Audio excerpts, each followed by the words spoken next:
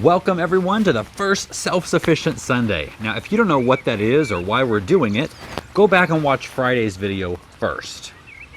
I'm kicking off Self-Sufficient Sunday by going through my top 10, plus one bonus, self-sufficient, self-reliant, survival staple crops that we all should be growing right now.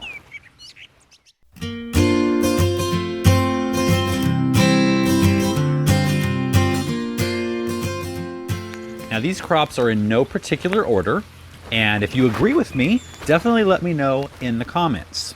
If there's one I haven't mentioned that you'd like to throw out there to make a case for, definitely let us know that as well. Now, the crops that I'm going to be listing have to meet 4 out of 5 criteria. And the criteria are they're easy to grow, they have good yields per square foot, they're calorically diverse, they have a high nutritional value, and most of them have to store well. So, number 10, kale and chard. Now, while these aren't calorically dense, these two are very nutrient dense. So while you eat some of your other crops to fill up, these will give you, more of the nutrients, the vitamins and minerals that you need for good health. Both are super easy to grow, and it's time to plant them right now. Depending on your climate, these can be grown most, if not all, the year. They are very heat tolerant and frost tolerant. Number 9 is potatoes. Now, in the 1800s, my ancestors in Ireland lived off of mainly potatoes. In fact, it is thought that the ratio of their diet was 700 to 1 potatoes to meat. Now, they'll sustain you when nothing else is growing or available. So I'm going to link, we did a video already on this. Now's the time to plant them if you haven't already. I'm going to link a video down below in the description of the video that we did about 5 weeks ago, planting potatoes in containers. So definitely check that out. Number 8 is sweet potatoes. They're another similar option, but different.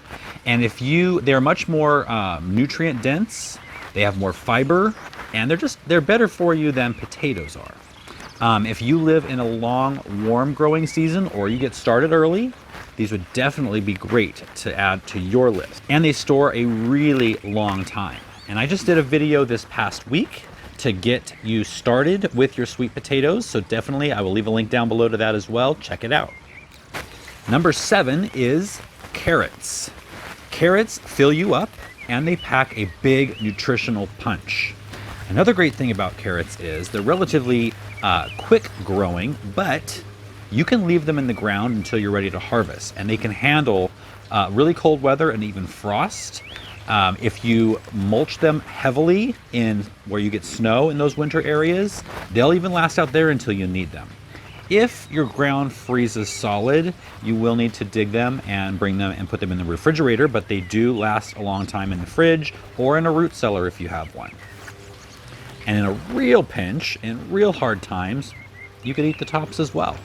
Number 6 is cabbage. Now, you can eat cabbage raw or cooked. It's filling, it's nutritious, it stores well in the fridge, or you can make it into sauerkraut and it will last a really long time. Now, making sauerkraut is something I've actually wanted to try for a really long time.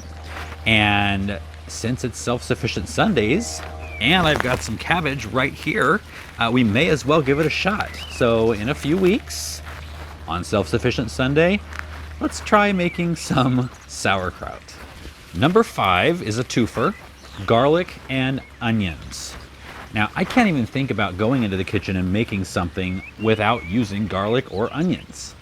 And even in a survival situation, I want my food to taste good. Plus, garlic and onions have so many nutritional properties. They're antibiotic, antimicrobial, powerful antioxidants. They help with cholesterol and blood pressure.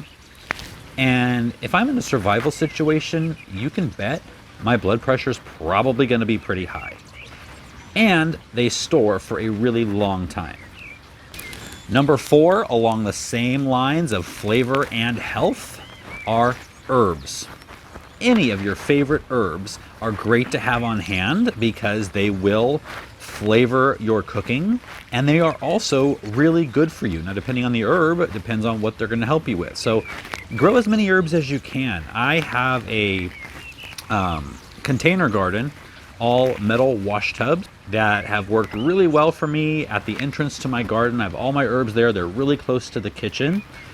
It's great to have those right nearby, so you can just run out, grab some herbs, bring them in for dinner or even breakfast. Chives are great with eggs. Now, the final three before the bonus are actually related, not botanically, but they are sisters. The Native Americans here in this country for thousands of years grew these final three together: corn, beans, and winter squash. And they called them three sisters because they helped each other, the way they grew them. And in a nutshell, they would grow corn in groups. Think of a circle, a group of corn. And then they would plant beans at the base of the corn, which would grow up the corn. It would use the stalks as support. And then the beans would give nitrogen to the soil to help the corn. And then the winter squash, or pumpkins, would grow around the base, and the big leaves of the squash would shade the ground to conserve water. Now, you don't have to plant all three together like that. I'm actually going to try it, and I'll take you along with me. But I'm also going to be planting corn and beans in containers this year. And I'll do a video on that as well, so stay tuned for that. So let's go through those top three before we get to the bonus. Number 3 is beans. Beans are really versatile, they're easy to grow, and they produce a ton of fruit. They can be eaten fresh or dried and used all winter. They've got fiber and protein, and they're rich in vitamins and calcium.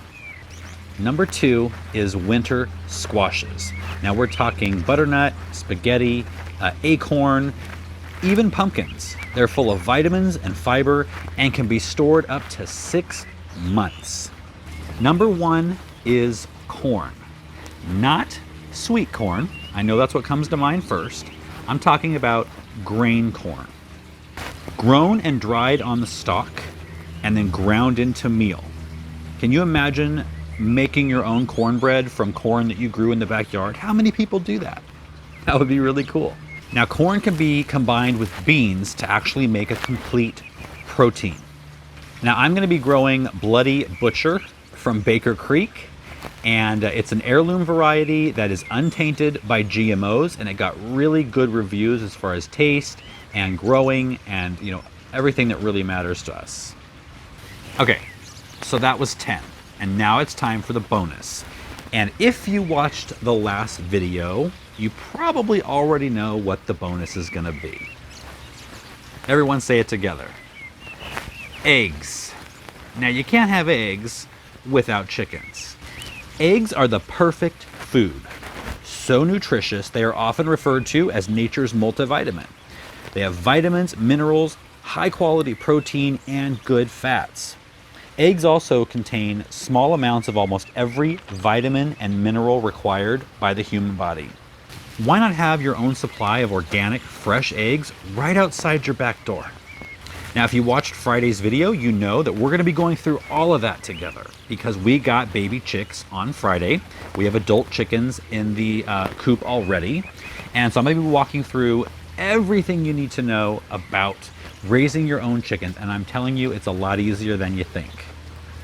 So that's my list of essential, staple, sustainable crops for us to grow. And I don't know about you, but I'm getting them all in. With things going on the way they are in the world, I want to be able to grow as much of my own food as possible. Let me know your thoughts. If you have something you'd like to add to the list, like I said, make a case for it down below. We'd all love to hear that. Now, going forward with Self-Sufficient Sundays, we're going to be diving deeper into all of these crops, growing, harvesting, using, and storing. So that's going to be a lot of fun, a lot of new information for me too as well. I've got a friend that's going to come and help us with canning. That'll be later, late summer when we have everything ready to can. Like I said, I'm excited to try sauerkraut.